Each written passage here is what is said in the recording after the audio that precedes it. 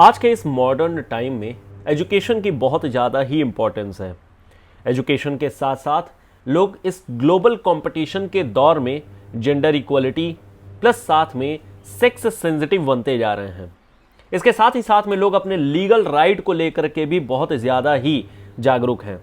और कहीं ना कहीं इसका हमें रिजल्ट देखने को मिल रहा है कि एक चाइल्ड के डेवलपमेंट में जितना रोल मदर का था उतना ही फादर का था। कहीं ना कहीं जो नामकरण है या जो हमारे इस पैट्रियार्कल सोसाइटी में फादर की जो एक डोमिनेशन होती है वो अब मदर के द्वारा डाइल्यूट भी की जा रही है, जो कि कहीं ना कहीं हमें जो जेंडर इक्वालिटी है उस सेंस में भी हमें देखने को मिल रहा है और कहीं ना कहीं एक लीगल जो अवेयरनेस होनी चाहिए इसका भी केस हमें देखने को मिल रहा है। और इसी दौरान में एक न्यूज निकल करके आई थी, सुप्रीम कोर्ट की एक जजमेंट आई थी जिसमें यह कहा गया कि mother being natural guardian can decide child surname. इस दौरान में ये चीज तो देखने को मिल रही है कि मदर अब लीगली अवेयर है, कहीं ना कहीं चाइल्ड को लेकर के वो भी अपने लीगल राइट का इस्तेमाल कर रही है। लेकिन इन सब के बावजूद एक केस है जिस पर एक क्वेश्चन मार्क लग रहा है और वो है ह्यूमन वैल्यूज।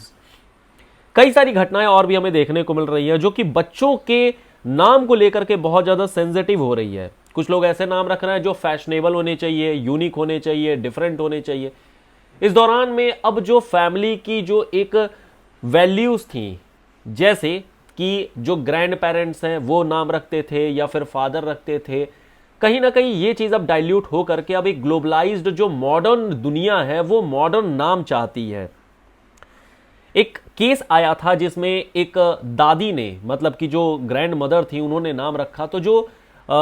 मदर थी बेसिकली उसने दादी को इस वजह से केवल और केवल खारिज कर दिया कि ये हक सिर्फ मेरा है, being a mother I will name my child, मैं अपने बच्चे का नाम केवल और केवल रखूंगी। और ये केस फैमिलीज में लगातार देखने को मिल रहा है और इसी कारण से जो एक फैमिली वैल्यूज होनी चाहिए, जो एक इंडियननेस है, भारतीयता है, जिसमें एक ज्वाइंट फैमिली का कल्चर होता है, वो ना देख करके अब हमें एक न्यूक्लिएटेड फैमिली देखने को मिल रही है। कई तरीके के इश्यूज आ रहे हैं जिसमें बच्चे का नाम को लेकर के जो मैटर है वो मदर एंड फादर दोनों के दोनों पहुंच जा रहा है हाई कोर्ट में और हाई कोर्ट ये डिसाइड कर रही है कि कौन नाम रखेगा। कहीं ना कहीं इसमें मदर को भी संज्ञान में लिया जा रहा है और फादर को भी लिया जा रहा है। कोर्ट को तो दोनों चीजें बैलेंस करके रखनी है, लेकिन इन सब के बावजूद कहीं ना कहीं इसका जो इंपैक्ट है वो बच्चे के ऊपर देखने को मिल रहा है और इनके साथ साथ जो परिवार में इंटरनली जितना डिस्टरबेंस है उसको भी ये शो कर रहा है। कहीं ना कहीं इस चीज को हमें फ्यूचर में बच्चे के भविष्य के तौर पर बच्चे का जो ओवरऑल डेवलपमेंट होना चाहिए, जिसमें उसके स्कूल, उसकी सोसाइटी और उसकी फैमिली तीनों का योगदान होता है, कहीं ना कहीं वो डिस्टर्ब रहेगा, इम्बैलेंस रहेगा और इस वजह से हमें जो ह्यूमन वैल्यूज हैं उन पर भी हमें फोकस करने की जरूरत है। ह्यूमन वैल्यूज आखिर होती क्या है? ह्यूमन वैल्यूज एक तरीके का स्टैंडर्ड है, एक रूल एंड रेगुलेशन है जो कि बच्चे के बिहेवियर के लिए और क्या हमें समाज में रहते हुए किस तरीके का रोल अपनाना है इस चीज को बताती है। ह्यूमन वैल्यूज है, इसकी काफी ज्यादा इंपॉर्टेंस भी है। जैसे ये ह्यूमन वैल्यूज हमारे जो थॉट्स हैं, हमारे जो एक्शन है और हमारी जो फीलिंग है उसको और स्ट्रांग और सोसाइटी के अनुकूल बनाती है, जो सोशली एक्सेप्टेड भी हो। यह हमें जीवन जीने का एक तरीका भी बताती है, हमें पर्सनल कैरेक्टर डेवलप करने में काफी इंपॉर्टेंट रोल प्ले करती है, डिसीजन मेकिंग करने में, और हमारे जो डिसीजंस हैं उनसे हमारी वैल्यूज और हमारा जो एक विश्वास है उसको भी समाज के प्रति क्या होना चाहिए ये भी दर्शाती है। इस वैल्यूज के थ्रू हमारा पर्सनल एटीट्यूड डेवलपमेंट होता है, रिलेशनशिप्स मैनेज होती है, हमारे सपने होते हैं और कहीं ना कहीं एक फ्यूचर विजन जो होना चाहिए वो भी हमें साबित करने में, वो भी हमें शेप करने में काफी मदद करता है। इसके अलावा एक प्रपोजल होती है towards right and withdrawal from the wrong, क्या सही है क्या गलत है इस चीज को डिसाइड करने में भी जो ह्यूमन वैल्यूज हैं वो काफी इंपॉर्टेंट रोल प्ले करती हैं। महाभारत के दौरान में कृष्ण और दुर्योधन के बीच में जब संवाद होता है तो दुर्योधन ये चीज कही थी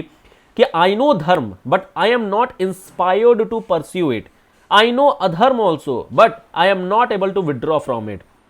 यानी हमें पता तो है चीजें, लेकिन कहीं ना कहीं वो ह्यूमन वैल्यू अभी हमारे अंदर इनकलकेट नहीं हो पा रही है कि हम उस चीज को फॉलो भी कर सकें। इसी चीज को लेकर के आइंस्टीन ने भी बोला था, जो कि नॉलेज के नाम पर बहुत ज्यादा ही फेमस है। इन्होंने कहा था कि try not to become a man of success but try to become a man of values. Human value ज्यादा इंपॉर्टेंट होती है, नॉलेज नहीं। अगर नॉलेज ही इतनी ज्यादा इंपॉर्टेंट होती तो आज की डेट में जितने साइंटिस्ट हैं, जितने डॉक्टर हैं या जितने भी इंजीनियर्स हैं या जितने भी एक्सपर्ट्स हैं वो आज ह्यूमैनिटी को साबित कर रहे होते हैं। लेकिन आज भी हमें कई तरीके के केसेस देखने को मिलते हैं जहां पर वेपन्स का डेवलपमेंट हो रहा है,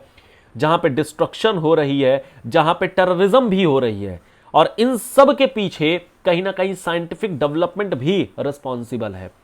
और ये इसी वजह से है क्योंकि हम नॉलेज तो गेन कर ले रहे हैं, आर्टिफिशियल इंटेलिजेंस का जमाना है, हम चीजों को लेकर के तो आ जा रहे हैं, लेकिन वो ह्यूमन वैल्यूज नहीं डेवलप हो पा रही हैं जिसमें सेक्रीफाइस की एक भावना होती है, जिसमें लव होती है, कंपैशन होती है, ब्रदरहुड होती है, कोऑपरेशन होती है और आपस में एक बैलेंस बनाने की कोशिश होती है। सिमिलरली इसी तरीके से हमारे गांधी जी का भी यही कहना था कि 7 सिंस है हमारे इस लाइफ में, और इस सिन में अगर नॉलेज विदाउट कैरेक्टर है वो भी एक तरीके का सिन बोला गया है। बेंजामिन फ्रैंकलिन ने सेम इसी तरीके से कहा है कि I conceive that the great part of misery of the mankind is brought upon them by false estimation they have made of the values of things. अगर हम ह्यूमन वैल्यू नहीं रखेंगे, अगर हम नॉलेज को विदाउट वैल्यू केवल और केवल परसीव करते जाएंगे, तो वो ह्यूमन लाइफ के लिए, मैनकाइंड के लिए, मानवता के लिए आगे एक मिजरी बनता जाएगा।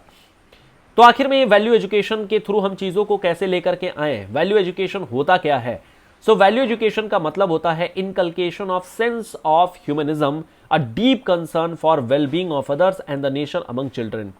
बच्चों के लिए और बच्चों को बचपन से ही वेलबींग के बारे में बताना, दूसरों की चिंता करना, दूसरों के लिए भी क्या करना चाहिए ये भी बताना, और मानवता को इस समाज में स्थापित करना, ये सारी चीजें होती हैं।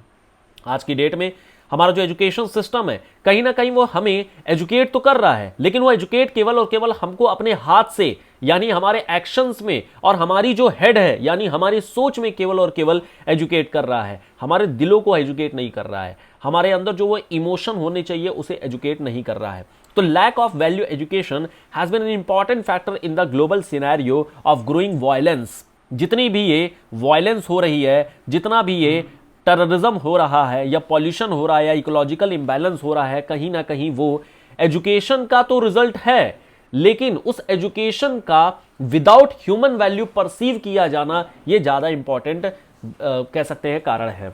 तो आखिर में ये ह्यूमन जो ये वैल्यू एजुकेशन है इसको डेवलप किस तरीके से किया जाए? वैल्यू एजुकेशन को डेवलप करने के लिए हमारे गांधी जी का यह कहना है कि unless the development of mind and body goes hand in hand with a corresponding awakening of the soul, the former alone would prove to be a poor lopsided affair। अगर हम केवल और केवल अपने दिमाग को ही ट्रेन करेंगे, शरीर को ट्रेन नहीं करेंगे, हम सोच को ट्रेन नहीं करेंगे, तो ये केवल और केवल एक तरफा ट्रेनिंग हो जाएगी और वो भी पुअर साइडेड होगी। स्पिरिचुअल ट्रेनिंग करके, यानी कि फिलोसॉफिकल थॉट्स को जान करके, वैल्यूज को जान करके हम अपने दिलों को भी एजुकेट कर पाएंगे और तब जाकर के एक रियल सेंस ऑफ डेवलपमेंट मानी जाएगी। विवेकानंद का भी कुछ इसी तरीके का कहना था, we must have life building, man working and character building education. तो हमें एजुकेशन केवल लाइफ बिल्डिंग नहीं चाहिए, हमें एजुकेशन केवल काम करने के लिए नहीं चाहिए, बल्कि हमें कैरेक्टर बिल्ड करने के लिए भी एजुकेशन चाहिए। रविन्द्रनाथ टैगोर का भी कुछ इसी तरीके का ही कहना है कि education must aim at the development of moral, spiritual and ethical values and we should seek them in our own heritage as well as in our culture and civilization। सभ्यता और संस्कृति में रहते हुए जो भी मॉरल, स्पिरिचुअल और ethical values हैं उन्हें भी हमें इनकलकेट करना होगा, साथ ही साथ में जो हमारी एजुकेशन चल रही है इनके साथ में। तो इन सभी का सार यही निकलता है कि कहीं ना कहीं इस ग्लोबल वर्ल्ड में जहां हम आर्टिफिशियल इंटेलिजेंस के थ्रू एजुकेशन को और आगे बढ़ते आ रहे हैं, साइंटिफिक डेवलपमेंट को करते जा रहे हैं, नई नई चीजों के पीछे भागते आ रहे हैं, इस ग्लोबल कंपटीशन में उलझ करके रह गए हैं, जहां हम फैमिली वैल्यूज को इग्नोर कर रहे हैं, जहां हम इंडिविजुअल वैल्यूज को इग्नोर कर रहे हैं, जहां एक ग्लोबल वैल्यू होनी चाहिए उसे भी इग्नोर कर रहे हैं, तो ये आगे सस्टेनेबल नहीं होने वाला है। इससे हमें केवल और केवल मिजरीज ही मिलने वाली हैं, इससे हमें टेररिज्म की ही भावना निकल करके आएगी, कहीं ना कहीं सेक्रीफाइस नहीं हो पाएगा, निगेटिव अपॉर्चुनिटीज या निगेटिव एनवायरनमेंट, निगेटिव ऑरा बनते जाएगा। तो the source of value should be with in a human body, हमारे अंदर ही वो चीज होनी चाहिए। हमें खुद को पहले देखना चाहिए, हमें खुद पर काम करना चाहिए और खुद को मोटिवेट करना चाहिए कि आखिर में क्वालिटी ऑफ लाइफ क्या होनी चाहिए। शायद इन सब चीज़ों को करने के बाद में जो ये छोटे छोटे फैमिली इश्यूज हैं, जहां पर लगातार डिवोर्स के केसेस बढ़ते जा रहे हैं, जहां पर डोमेस्टिक वायलेंस हो रही है, जहां पर फैमिली इश्यूज हो रहे हैं, जहां पर पेरेंट्स और ग्रैंड पेरेंट्स के बीच में अनबन हो रखी है, या फिर जहां पर चिल्ड्रन का एक जो लगाव होता है टुवर्ड्स देयर पेरेंट्स है, टुवर्ड्स देयर ग्रैंड पेरेंट, ये नहीं हो पा रहा है। ये सब शायद काफ़ी हद तक कम किया जा सकता है, और शायद यही हमारी ह्यूमन वैल्यूज़ है, और ये हमारे इस भारतीय समाज की, यह हमारे कल्चर की, संस्कृति की शायद कभी परंपरा भी रही है कि हमारा जो एक रिस्पॉन्सिबिलिटी होती है towards their parents, towards our grandparents and the family value, ये बना करके रखने के लिए भी काफ़ी ज़रूरी थी। तो ये हमारी आज की वीडियो थी। आज के सेशन में हम लोगों ने बेसिकली ये देखा है कि हमारी ह्यूमन वैल्यू कैसे आगे परस्यू न किए जाने के कारण से एक संकट की स्थिति भी सामने देखने को मिल सकती है। एथिक्स का ये टॉपिक है, यूज कर सकते हैं आप। सोशल मीडिया चैनल पर आप हमें फॉलो भी कर सकते हैं। बाकी मिलेंगे अपने नेक्स्ट वीडियो में इसी तरीके के कुछ नए कंटेंट के साथ में। Till then goodbye, thank you so much, bye bye.